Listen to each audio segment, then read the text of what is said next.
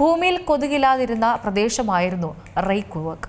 ആർട്ടിക്കയിലെ ദ്വീപ് രാജ്യമായ റെയ്കുവിൽ കൊതുകുകൾ വന്നു തുടങ്ങി. കൊതുകുകൾ ഇല്ലാത്ത രാജ്യമെന്ന പദവി ഇതോടെ നഷ്ടമായി.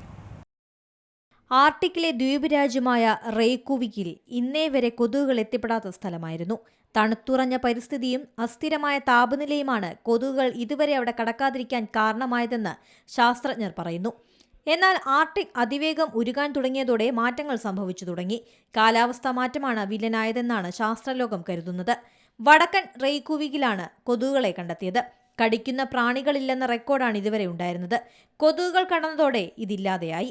വലിയ കാലാവസ്ഥാ മാറ്റത്തിന്റെ അടയാളമാണിതെന്നും ഗവേഷകർ മുന്നറിയിപ്പ് നൽകുന്നുണ്ട്. ആഗോള ശരാശരിയേക്കാൾ 4 മടങ്ങ് വേഗത്തിലാണ് ആർട്ടിക് ചൂടുപിടിച്ചുകൊണ്ടിരിക്കുന്നത്. മഞ്ഞുരുക്കവും നീണ്ട വേനലും മനുഷ്യ സമ്പർക്കമില്ലായ്മയുമാണ് ഇതുവരെ മാറ്റങ്ങൾ സംഭവിക്കാതിരിക്കാൻ കാരണമായത്. എന്നാൽ ഇവ നീങ്ങിയതാണ് പുതിയ സ്ഥിതിക്ക് കാരണം.